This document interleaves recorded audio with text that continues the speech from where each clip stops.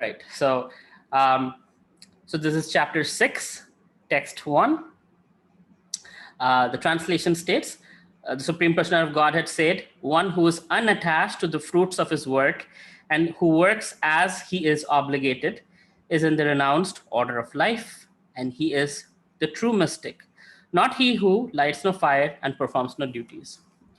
The purport says in this chapter, the Lord explains that the process of the eightfold yoga system, or Ashtanga, eightfold yoga system, is a means to control the mind and the senses.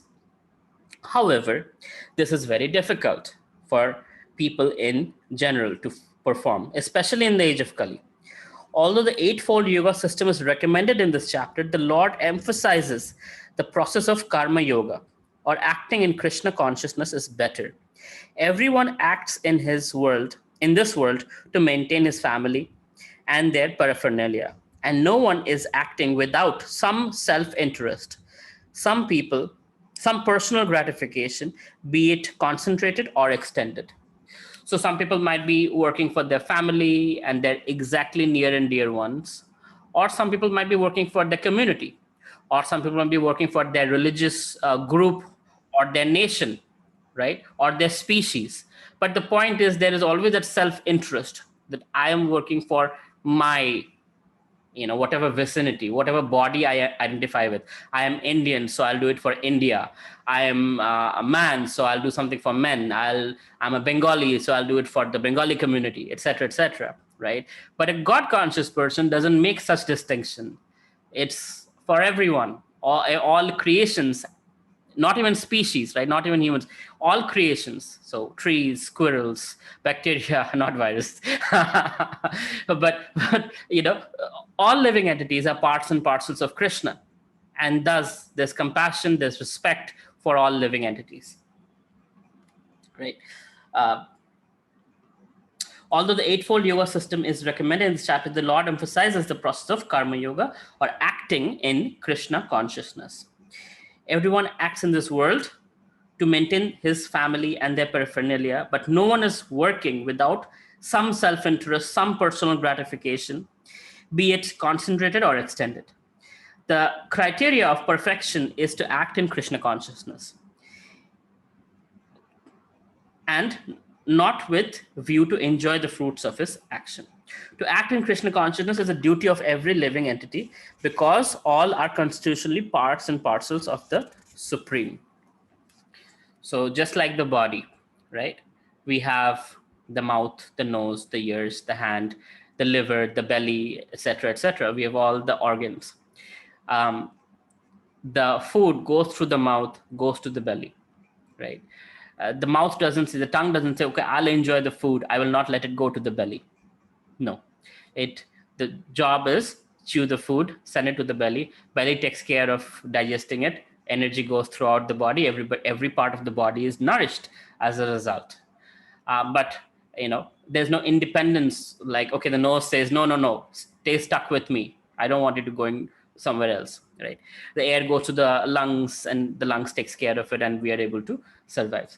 So like that, every part of creation, if you see, everything is doing their part. The plants are taking care of converting carbon dioxide to oxygen, right? Creating oxygen, absorbing carbon dioxide, maybe not converting, I'm sorry, but absorbing carbon dioxide, creating oxygen, etc. So everybody is doing their part, and in perfect symbiosis, nature is been arranged, designed by Krishna in such a way that we are all working together.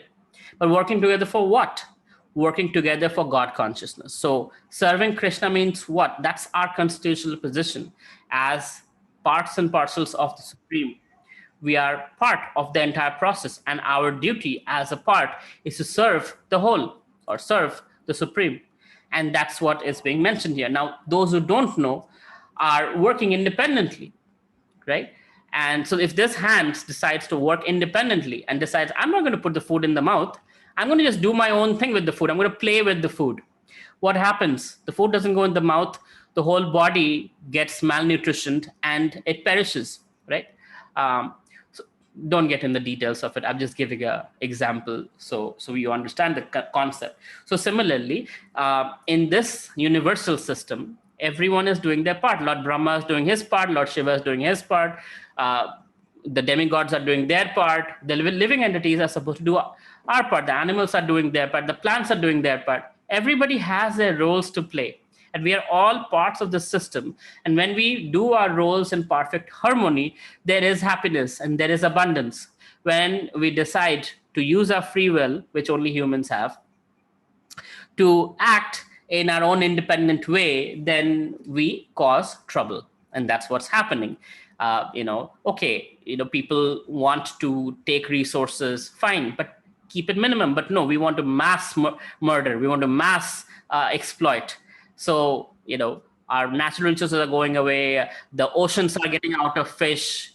Toxic wastes are everywhere. Hardly we can breathe clean air. Look at us, what's happening. Coronavirus is just one problem. I mean, there's so much that we don't realize. The air we're breathing in, what kind of air is that?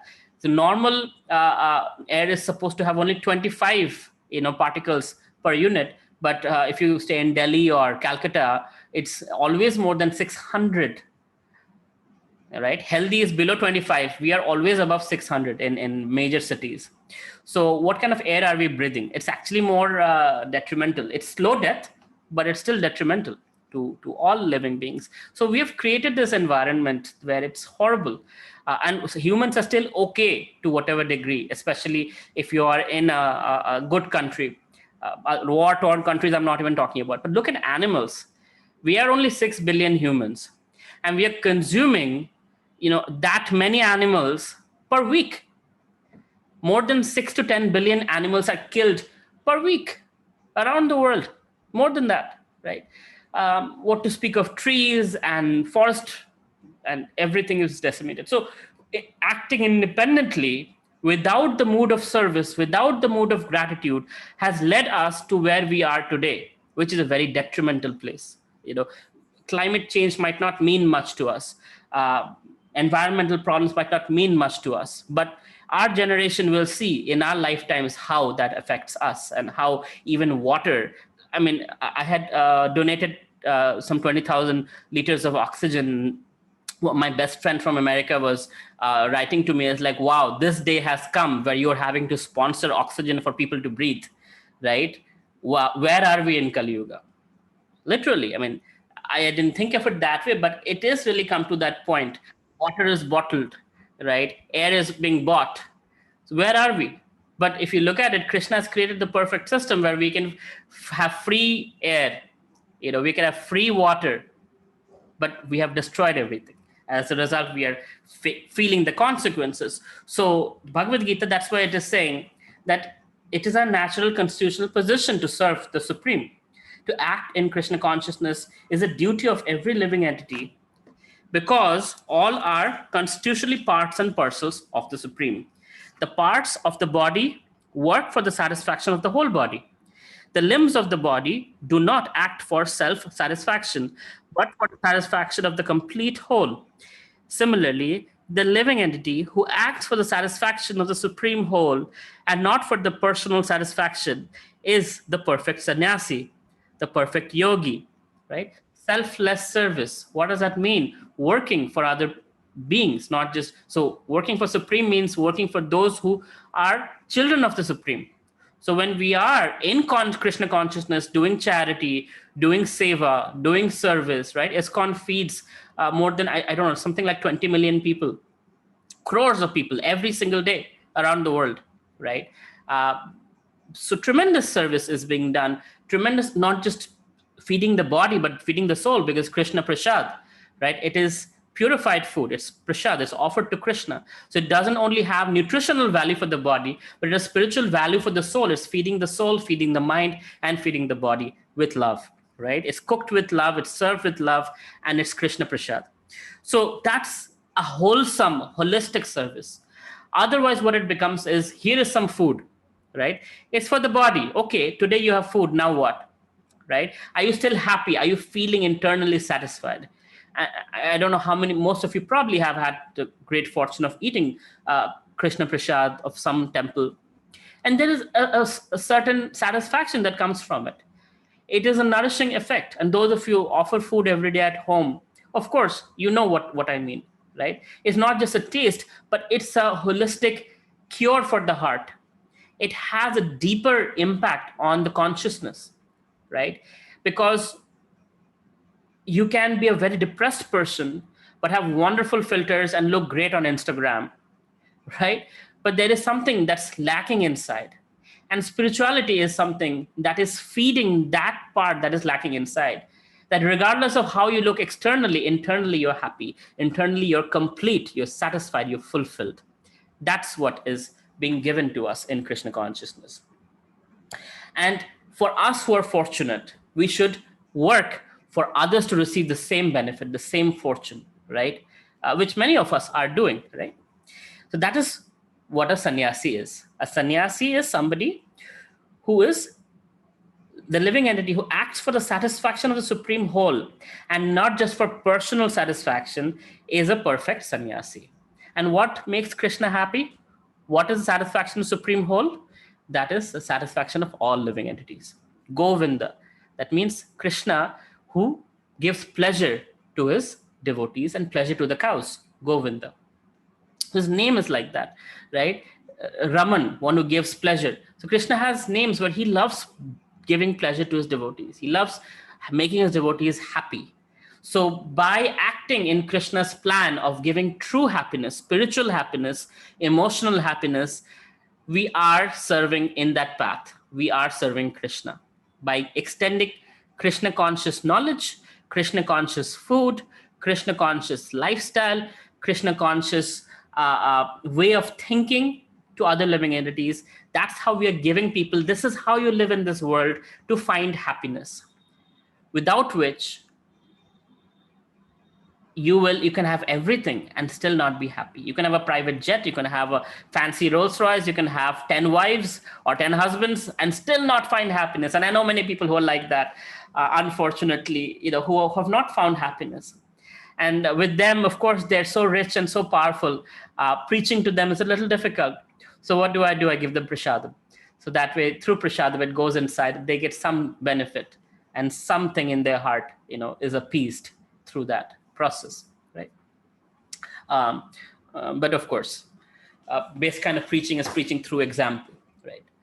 And I try my best to do that. Not saying I'm an exemplary person, but definitely I do a little bit of whatever I can in my capacity. The sannyasis sometimes artificially think that they have become liberated from all material duties, and therefore they cease to perform Agnihotra Yagyas. But actually they're self-interested because their goal is to become one with the impersonal Brahman. Such a desire is greater than the material desire, but is not without self-interest.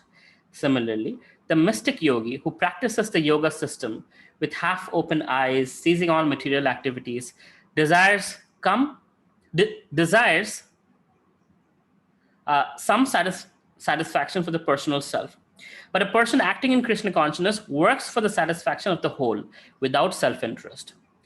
A Krishna conscious person has no desire for self-satisfaction. His criterion of success is the satisfaction of Krishna. Thus, he is perfect sannyasi or perfect yogi. Lord Chaitanya, the highest perfectional symbol of renunciation, prays in this way. Na dhanam na janam na sundarim kavitam va jagadish kamaye mama janmani janmane shore bhavatar bhakti ahaitvukittvai. O Almighty Lord, I do not desire to accumulate wealth, nor to enjoy beautiful women, nor do I want any number of followers. What I want only is the causeless mercy of your devotional service in my life, birth after birth. Now, here's the deal. Yes, a Krishna conscious person doesn't work for self-interest. That doesn't mean Krishna does not take care of your interest. That doesn't mean you die of poverty. That's not what it is. You serve Krishna and Krishna reciprocates equally or more, rather much more, right? Sudama gave Krishna a little chipped rice. And he couldn't even ask Krishna, I'm in trouble, I'm in financial crisis, you're the king of Dwarka, please give me some gold, some jewelry, some money. He couldn't ask Krishna. He was just happy that Krishna is so happy eating the chipped rice.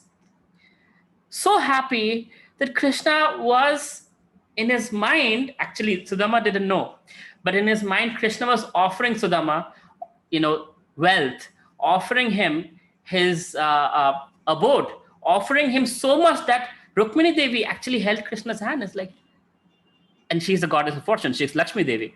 She's like, I don't have the capacity to give more. Please stop. Right? Now, Sudama doesn't know. He's not even asking Krishna for anything. But Krishna is giving so much. Krishna is so indebted for just little chipped rice. We call in India, I think, chirwa, right? In Bengali, we say chire. So little chipped rice.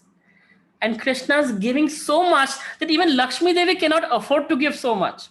She's holding, hold on. You need to keep your abode to yourself. Golok Vrindavan, you're giving away entire Vaikunta. Don't do this, calm down. But that's Krishna's nature. That's how he is, right? So it's not like we selflessly give and we don't get anything. We selflessly give and Krishna takes care of everything and more, right? That's Krishna's nature. So Sudama, when he came back, then he realized, oh my God, not only him, his entire village, all his neighbors were living in palaces. Right? All their houses were also filled with gold jewelry and everything. It's not like there was a one tall building. You think, where have I come? What is this place? Right? Does it look like my village? So that's the nature of the Lord. He's extremely loving and extremely giving and extremely grateful. If one does a little bit for Krishna, right? Draupadi, there's a story that Krishna, one time, there was a little cut on his finger, and without even the second thought, Draupadi tore her sari, achal, and tied Krishna's finger, right? And when she needed sari, Krishna provided unlimited amount of sari for her, right? During that terrible situation when Dushasan was trying to disrobe her. So there are so many such examples one can see that even the slightest thing one has done. Kubja, right? Kubja was offering Krishna, I forget what she was offering Krishna. Was it Chandan or some garland or something? I forget. And Krishna pulled her by, I forget exactly what she was offering, but whatever little offering, although she was actually not a very good person, but still she offered Krishna whatever she did. And in reciprocation, Krishna actually made her straight, just pulled her by the chin. And Kubja means she was a bent person. Her spinal cord was kind of bent like that. And everybody would make fun of her. She was very ugly, if I may say that word, not very good looking. And everybody would make fun of her. And Krishna pulled her by the chin and made her look like the goddess of fortune, and immediately she was transformed. So like that, Krishna's so many hundreds of examples you can see where one does one little thing. Another example, Putana. Putana was a demon who came to kill Krishna. She smeared poison on her breasts so that Krishna drinks her poison milk and Krishna should die, right? Krishna, just the fact, so when she was picking up Krishna's so beautiful. Even though she came to kill Krishna, just looking at Krishna's beauty, she felt, wow, what a beautiful baby, right? Just a microsecond of that thought. And when Krishna sucked her, milk out of her body and eventually killed her as a demon. But most demons get to Brahma Jyoti, right? They don't get beyond that. That's the liberation they get. When they get killed by Krishna, they get Brahman liberation. But this is one exception, Putana, who gets the position of a mother in the spiritual world in Golok Vrindavan. She gets the position of a mother just because for a microsecond, she had motherly affection towards Krishna and she felt, what a beautiful baby. That's all, right? So think about it. If you are chanting 16 rounds, right, and following the regulative principles and worshiping Krishna, paying your obeisance to Krishna, offering food to Krishna, what is waiting for you in the spiritual world? So that's what this is. That's what the access has been given to us through Srila Prabhupada, through the Hare Krishna movement, through the Bhagavad Gita explanations in these purports. So those sannyasis who think, okay, I'm going to go to the cave in the Himalayas and just do my own sadhana. I don't need to do anything. They are selfish, right? But a devotee doesn't act selfishly. A devotee goes out on the ground and shares this knowledge. And whoever is willing to take this Krishna consciousness, devotees are there to give it. And that's what Chaitanya Mahaprabhu has given us. It's a missionary spirit. It's a missionary organization. It is meant to spread. It's meant to, even people who don't want it, we still offer them. Even if they say bad things to us, they spit on our face, no problem. We still offer them. We don't force them, but we give them the chance that, hey, you're living one lifestyle, but here is another alternative. It might make you happy. Would you like to try it? Right. That doesn't mean somebody asked me recently that he was trying to preach to his customers and clients, and that wasn't going very well because they're eating meat, and he's like, you should not eat meat, and no, don't do that. Preaching means preaching by your example. Preach with your honesty, preach with your respectful behavior, preach with your sense control, preach with your character, preach with your work ethics, right? Looking at you, people should say, wow, what a personality. And by appreciating you, because you're a devotee of Krishna, indirectly they're appreciating Krishna, right?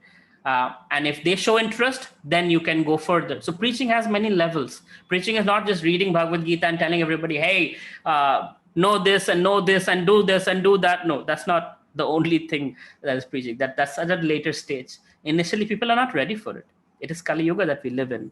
And we need to be careful. We need to be aware of what their problems are. So first we give compassion, we give love. And if they're interested, they might ask, they might seek guidance, and then we can give it to them. Just like in Bhagavad Gita, you can learn from Krishna. Chapter 1, Arjuna is just talking.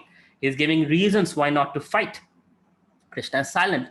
Krishna is listening very intently. He's God. He doesn't, try to get an appointment with the prime minister. This is God. But he's very intently listening to his friend's problems and in the middle of a battlefield. But only when Arjuna asks in chapter 2, my dear Krishna, I'm completely baffled. I'm in dilemma. I don't know what to do. Please help me. That's when Krishna starts speaking, right? That's when he starts the Bhagavad Gita and he gives the answers. Okay. So in this verse, now going back to the translation, one who is unattached to the fruits of his work and who works as he is obligated is in the renounced order of life. He is the true mystic, not who he lights no fire and performs no duty. Lights no fire and performs no duty means doesn't do sacrifice, doesn't do any duties, just does self-realization or go to the Himalayas and become sannyasi. That's not Krishna is referring. He says that's not what I'm talking. A true sannyasi does his duties, takes care of other people, right? Takes care, but unattached. Unattached how? Na dhanam, na janam, na sundarim. I don't need money. Of course, that doesn't mean you don't earn. But I'm not doing it for the money. I'm not doing it for the following. I'm not doing it for the women or the men or whatever it is, right? I'm not doing it for all of that. Most godmen, what do you see? They end up in a sex racket, raping someone, and all kinds of problematic things they do. They end up going to jail. Why? Because they've fallen for that. They're doing all these things for a particular reason. And Krishna is saying, that is not a sannyasi. A sannyasi is somebody who does it selflessly for the pleasure of Krishna, unattached or detached from this mentality of, okay, if I say some nice lecture, I'll get some good dakshina. If I do some puja, I'll get some donation. No, we're not that money-mindedness. That doesn't mean, again, I'm getting, don't get me wrong. Money is not a bad thing. Today only I shared in the Philosophy Friday group. Money is needed. But what I'm saying is the mentality of, okay, I will say whatever you want to hear so that you give me good donation. That is cheating, right? You speak the truth and the truth only. And the rest follows. Money, if fame has to come, if Krishna has to give you fame, it will come to you. If money has to come to you, it will come to you. But we should not let that direct us on how we give our Krishna consciousness. That's why there are so many variations of the Bhagavad Gita that are absolutely take the meaning and make it into something else, right? Why? Because those people are after what people want to hear. They will not tell you the exact truth, right? They'll sugarcoat it in a way that they can get their books sold and they can get their donations. And that's where things go wrong. That's what happens with politicians also. They want your votes, so they'll do something that'll make them popular. But something that might be important but won't get any votes, they don't look at it. Infrastructure, for example, right? Infrastructure, to see the effect of infrastructure, it might take more than 5 years. That means if the next government is a next party, then they will get the credit for what you built. Not so much interest. Let's show something that people can see right now, right? So whenever there is that mentality of from seva to something else, that's where things, benefit doesn't go to the people that you're serving. Okay, I'll pause here and see if there are any questions. Rodhishimati says, Kubja was putting tilak or chanda. Okay, yes, right. Bitan was saying, Prabhu, what comes first, doing prescribed duty or serve children of Krishna? They're not two different things. The prescribed duty, Lord Chaitanya has prescribed us already. Janma sarthak kori karo paro upakar, right? So make your life perfect by becoming Krishna conscious, then make other people's lives perfect by giving them Krishna consciousness. So the prescribed duty is already there. Serving the children of the Lord is already prescribed. They're not two different things. They're the same thing. How you do it is where your intelligence needs to be used, and you should do it under guidance. Like I keep saying the story of my friend, he was absolutely brand new to Krishna consciousness, and he decided, I'm going to preach in Afghanistan. And in the Taliban regime, he went to Afghanistan, he never came back. We don't know what happened to him. So that's what happens when you get too enthusiastic and you want to preach Krishna consciousness and you have no guidance. You do stupid things, right? You don't go to a Muslim country and start preaching. It can cause you your life, literally. Nothing against Muslims or Muslim countries. All I'm saying is there are certain rules you need to follow. And Kushal, yes, you have a question. Hare Krishna Prabhu, I have 3 questions. Should I place all 3 together or one by one? One at a time. Yes. My question is related to Tulsi Maharani. Who is Tulsi Maharani? I mean, an incarnation of Devi or...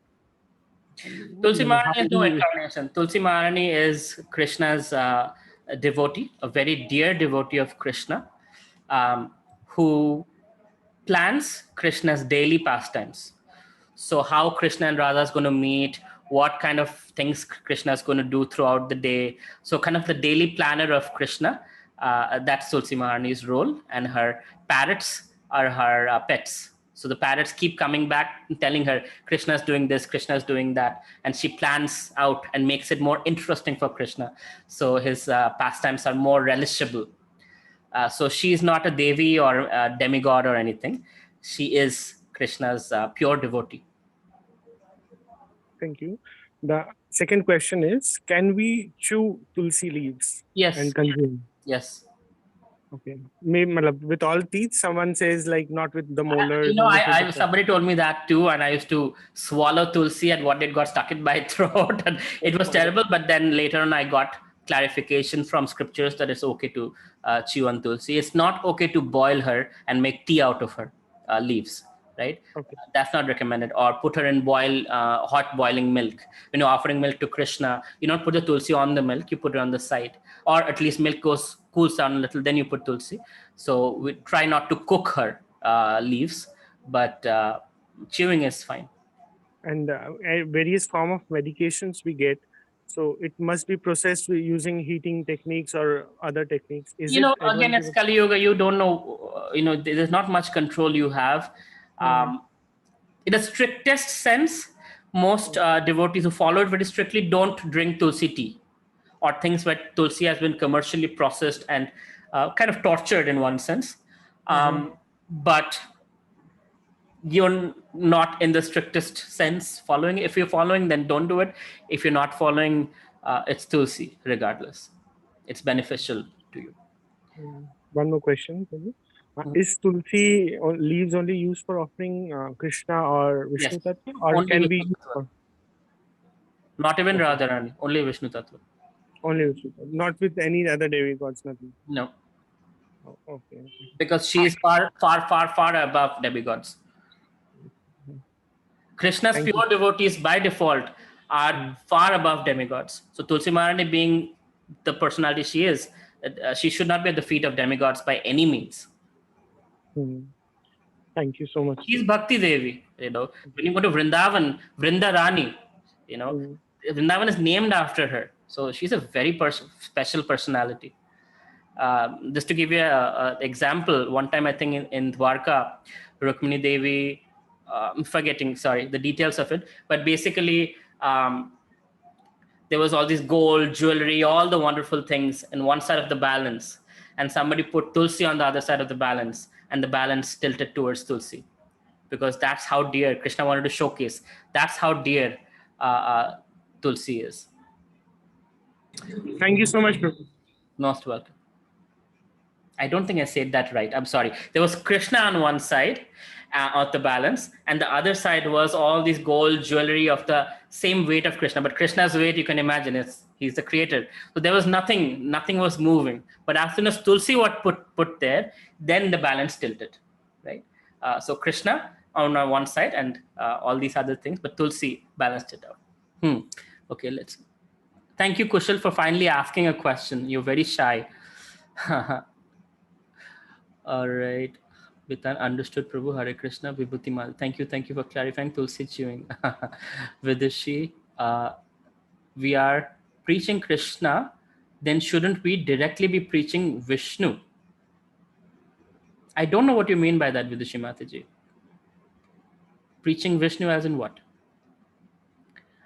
Akshat Prabhu saying, Prabhuji is watching Amazon Prime shows or other shows allowed as I'm progressing in Krishna consciousness. Who's going to stop you? What do you mean allowed? There is no, you're not breaking any regulative principles by watching Amazon Prime. So again, don't try to think of yourself as a sannyasi level or pure devotee level. Of course, when you're sannyasi, you have no taste for material sense gratification. But given where we are in our Krishna consciousness, we have taste for it. And we need some ways to entertain ourselves. And Krishna says in Bhagavad Gita, yukta hara viharascha. So maintain your sleep, maintain your food intake, and maintain your entertainment. Balance three of them. That's how you have happy bodily functionalities. So entertainment is a part of life. But if the entertainment is taken too far, that it leads to violence, it leads to extreme sense gratification, that is not suggested, right? But at your stage, don't worry about it.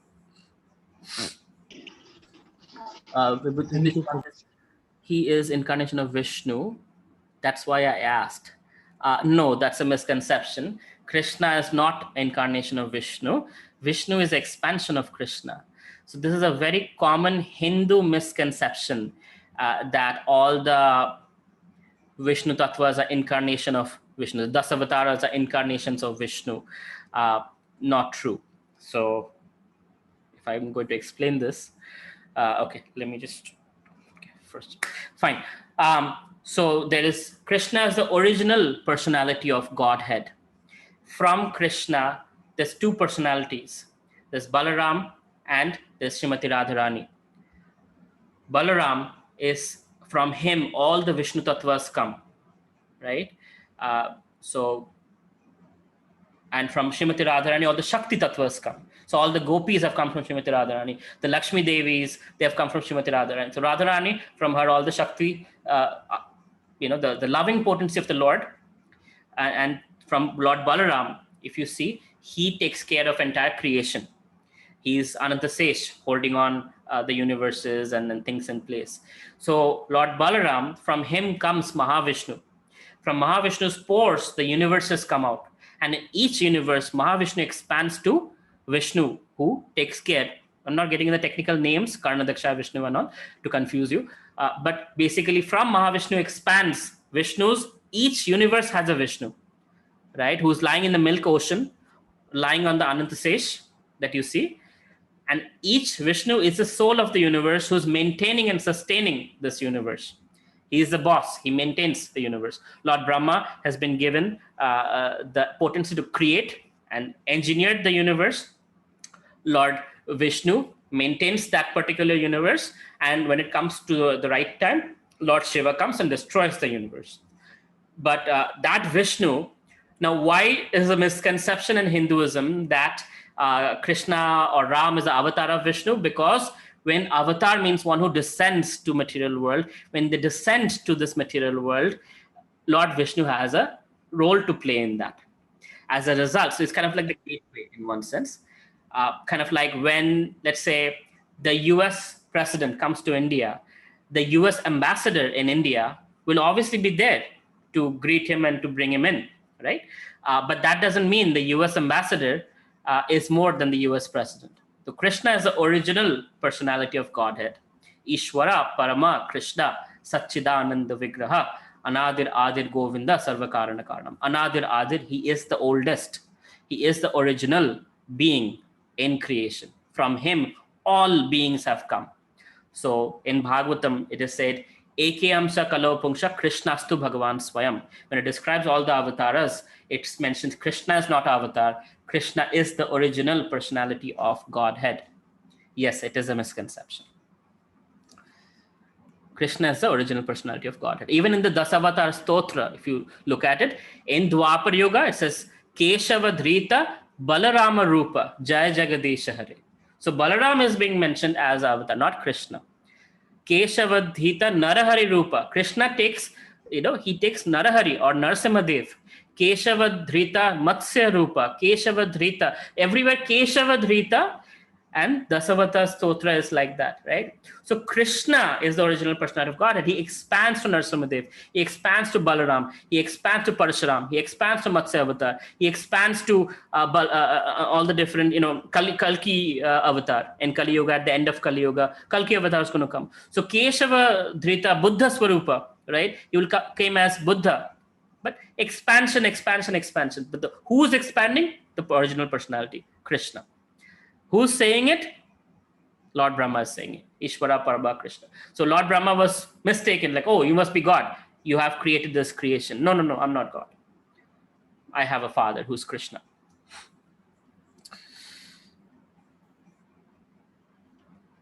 Yes, Mataji. Okay. Cool. I have a question, Avelo sir. This explanation is really very interesting, and out of curiosity, from which scripture this explanation is coming from? Like Brahma Samhita.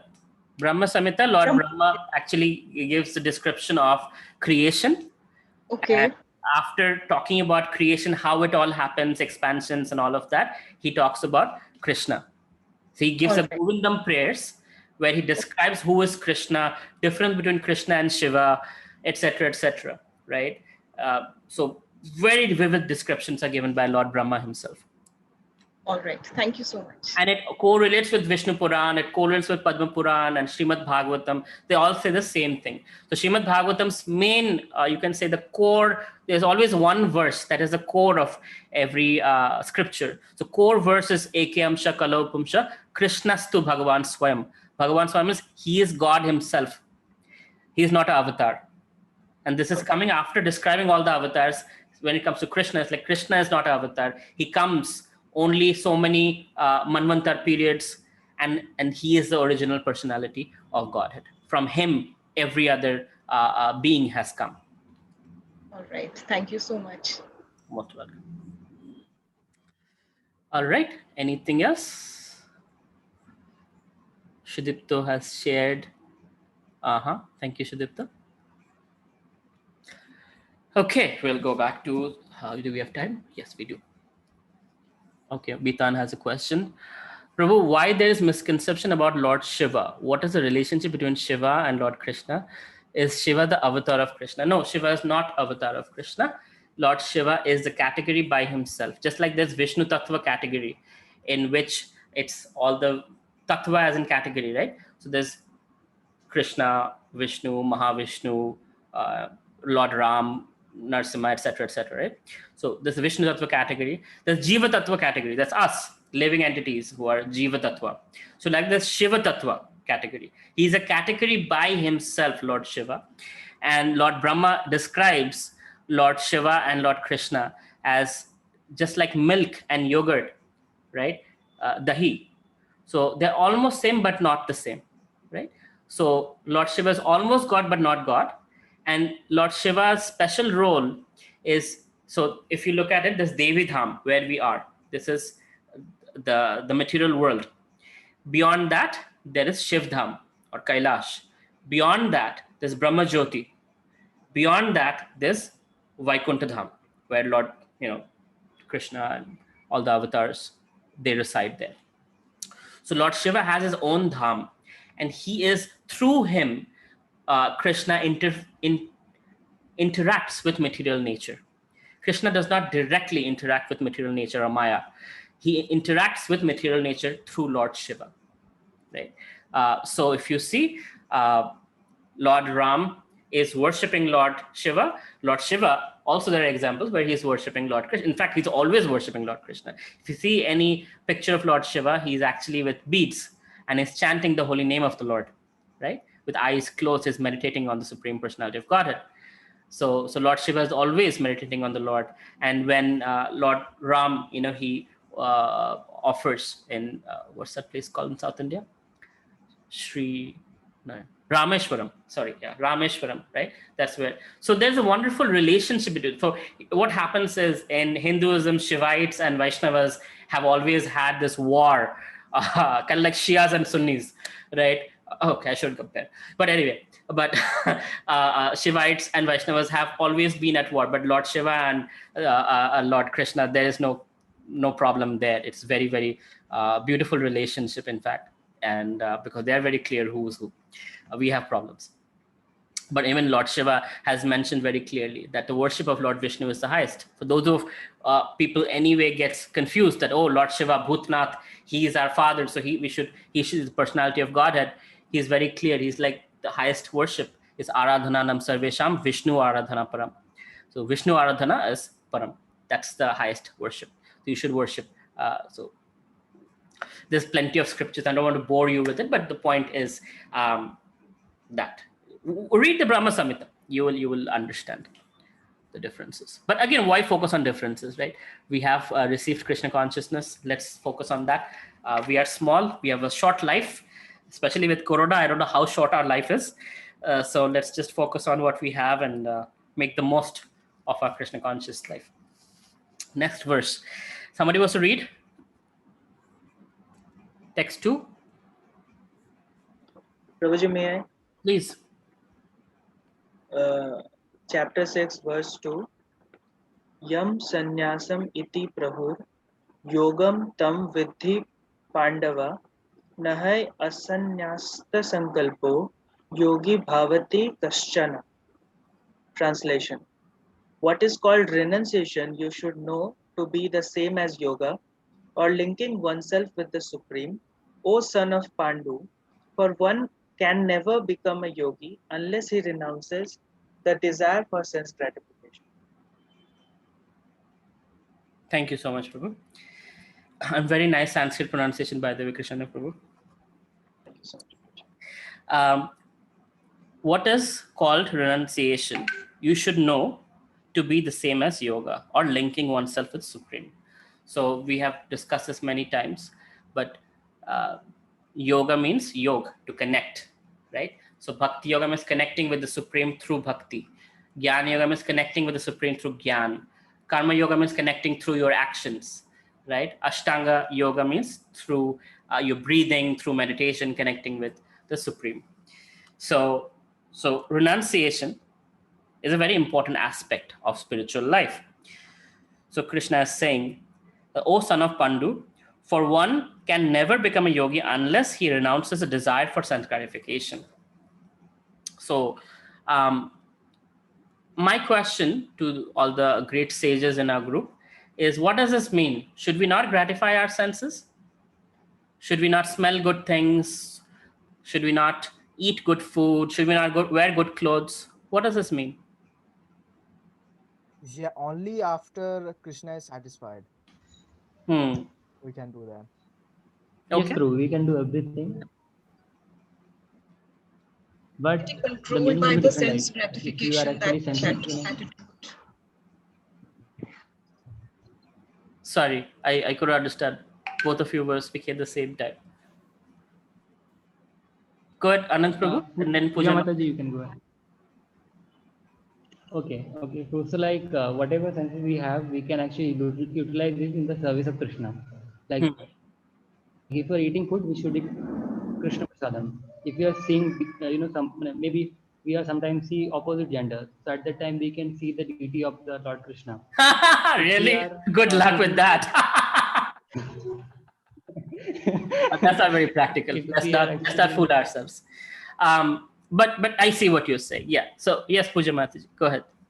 So the driving force should not be the sense gratification or getting controlled by the senses. I mean, everything has its own limits, so you have to be in that periphery or like that. Right. Yeah. So the driving force is not sense gratification. The driving force is pleasure of Krishna. Now that doesn't come naturally to us, but slowly, eventually that happens. But yeah, the driving force is, wow, beautiful flower. It'd be nice to offer it to Krishna, right? Or somebody's very intelligent. Oh, that'd be nice if this person can offer some service to Krishna. Is there any way I can engage this person in service to Krishna? So Anand Prabhu, like you mentioned, the opposite gender, that's a little dangerous, because what happens is fire and butter, man, woman. There's always the kind of sexual attraction, bodily attraction and all of that. It's generally not a good idea to even try to Krishna conscious, unless it's a marriage situation. That's, of course, that's fine when it's marriage. But when you're unmarried and it's just the mind takes over and you rationalize and you do things that you regret later on. So better not play with fire. But in case of things of the world, money, intelligence, other things, the thought generally material mindset is for me. I want to smell that. I want to taste that. I want to see that. But we slowly transform that to, it'll be nice in service to Krishna. And after Krishna has been offered, then, I can accept it. Right? In that way, that's a yogi mindset, yogi mentality. Real sannyas, yoga, or bhakti means one should know his constitutional position as a living entity and act accordingly. The living entity has no separate independent identity. He is the marginal energy of the Supreme. When he is entrapped by material energy, he is conditioned, and when he is in Krishna consciousness or aware of spiritual energy, then he is in his real or natural state of life. Therefore, when one is in complete knowledge, one ceases all material sense gratification. Naturally, it goes away. Because, so the living entity, the Jiva Tattva, is called Tathashta Shakti. Just like Radharani or Lakshmi Devi, they're called Alhadini Shakti, or Krishna's loving potency. We are Jiva Tattva, we are called Tathashta Shakti. Tata means the shore of a river or shore of an ocean. So what happens on the shore? It is the shore sometimes get covered by water, sometimes is uncovered by water. So same with us, sometimes we are covered by Maya, sometimes we are uncovered by Maya. So we don't get covered by Maya when we are in Krishna consciousness. And when we are in Krishna consciousness, we don't think about sense gratification. We think about Krishna's sense gratification. Natural thought goes that, wouldn't it be like a mother, right? When you become a mother, I have heard that always a thought goes to the child. You get some good food, you get some good things, you want to share with the child. Or when you're in love, right, you want to share with your beloved, whether it's a WhatsApp message, whether it's a beautiful story, whether it's whatever it might be, a movie together. The sharing nature is very natural to us, and it comes from the natural propensity of the soul to share with the Supreme Lord. My dear Krishna, look what a beautiful award I have won. This was your doing. You gave me the ability. So it came from you. This is all yours, my dear Krishna. Thank you so much for giving me the credit. But I know in my heart, this is coming from you. My dear Krishna, thank you for the food, right? Thank you for the sunlight. Thank you for the... So it's an attitude of gratitude that we live with in our lives, right? That's a Krishna concept. But gratitude for Krishna very specifically, right? Not like the universe, the Brahma Jyoti, the whatever, providence. People speak in impersonal terms. As devotees, we know who it's coming from, the person. We know his name, we know his address, we know his girlfriends, we know his how he looks, what he likes, what he doesn't like. So we know the personality of Godhead. So we should refer to it. This is Krishna's mercy, right? So that's what it means. So to live a life of Krishna consciousness is a life of gratitude, where we're always in that mindset, not like in a dictatorial kind of way, not like brainwashed kind of way, but out of gratitude. We recognize where this is all coming from. Initially, we don't recognize. Like, okay, food is on the table. Okay, oh, you pay for it, you get it. Many people pay for a lot of things, they don't get it. Many people work very hard, they don't succeed in life. Many people do a lot of things, doesn't happen, right? You are not in control. Just because you put in effort, hard work doesn't always lead to success. Many people are working hard. Every rickshawala is working very, very hard. It will be hard to find a rickshawala who is very, very successful, right? So hard work, if that was the way to success, that would not be. So there is a lot of other things involved in a person's success and comforts and things, gifts in life. And we should recognize it, where this is all coming from, especially as devotees. Vidashimati is saying and that everything should be in limit. We should be it used to of that liking. Okay. All right. Any last questions? We have 3 minutes before we end.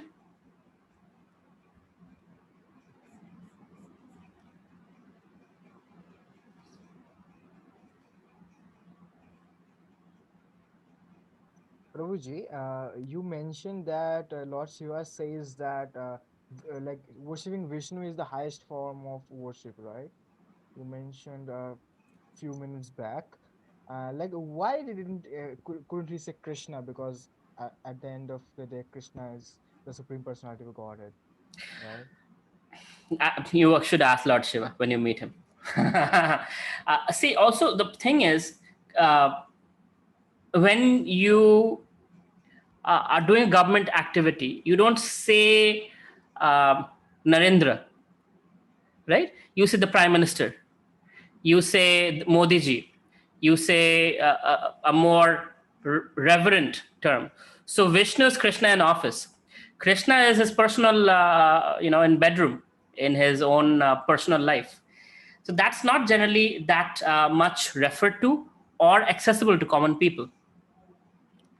Although he makes himself accessible, but that's not very common. But also you should ask Lord Shiva when you meet him why he mentioned Vishnu and not Krishna. But in his activities, in his own examples, as Shankaracharya, when he comes, he says Bhaja Govindam, Bhaja Govindam, Bhaja Govindam Murhamate, right? So he's very clear, worship Govinda.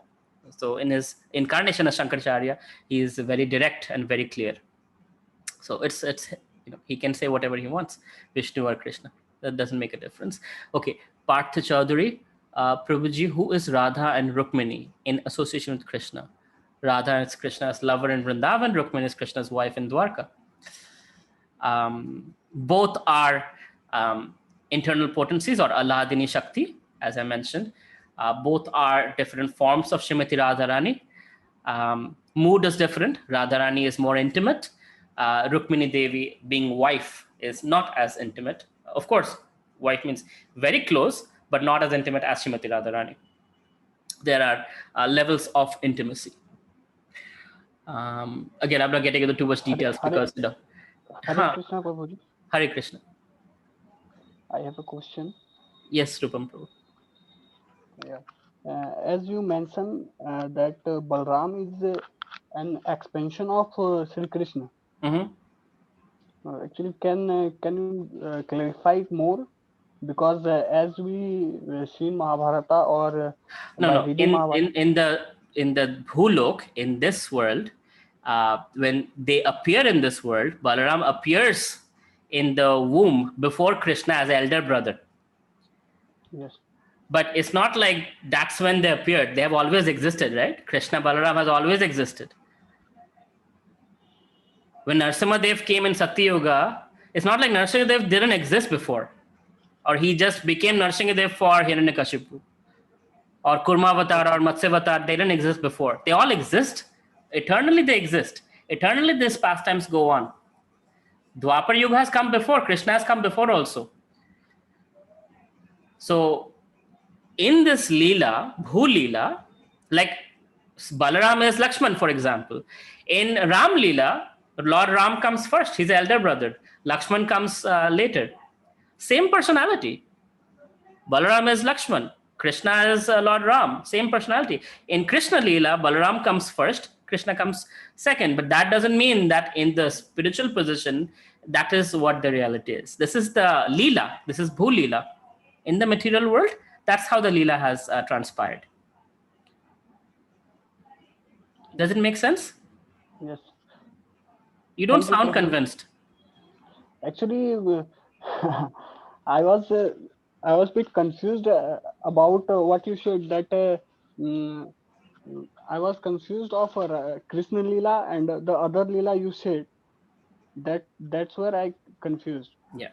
So Krishna is never born. He never dies, right? He assumes baby form. When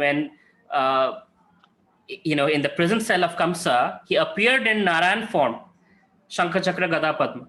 He instructed Vasudev, you're going to take me to the other side of the Yamuna, and you're going to place me in Nand Maharaj's house. You're going to take the baby girl, etc., etc. He instructs Vasudev as Narayan. And then he takes the baby form, becomes Krishna, and then Vasudev takes him to the other side. He doesn't come through the same process as we did, right? Insemination. That's not how Krishna has come. He appears in baby form. Like that, Lord Balaram appears in baby form. But in the spiritual, in reality, this is happening in Devi Dham, in Bhumandala, here in this world. But in Golok Vrindavan, the spiritual world, they have always existed. Leela is still going on every single day. Krishna is stealing butter, gopis are dancing, Rasa Leela is happening. All of that is perpetually going on. It's not like 5,000 years ago happened and that's it. 5,000 years ago, it happened on Earth planet. But in Golok Vrindavan, it's happening every single day. So that's the stuff, and this is basically Leela. This is the so that doesn't mean Balaram came first, Krishna came second.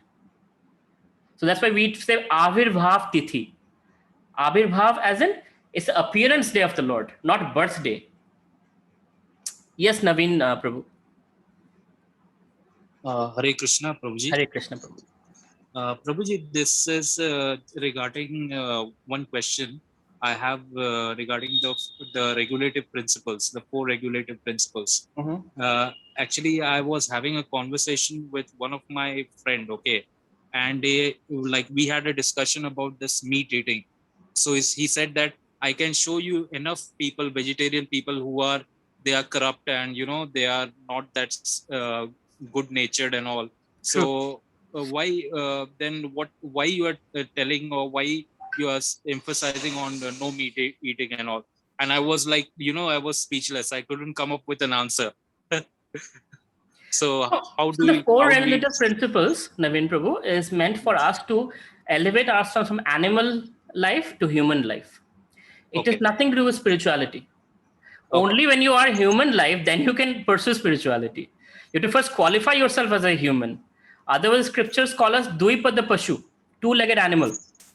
Animals do eating, sleeping, mating, defending. Every animal does sex life. You see they're doing it in the open. They're eating whatever they want to eat, whatever they're designed to do. So when we also live like animals, it's animal sex. So we're not prepared for spiritual life. To come to spiritual life begins only after you have become a human. And the requirement of humans is ahara, nidra, bhaya, maithunamscha. Right? These 4 relative principles has to be first controlled, and then you can pursue something higher like spirituality. So it's nothing to do with good or bad. You're a vegetarian, that's wonderful, but that means you're a human. Now, as a human, you could be a crooked human.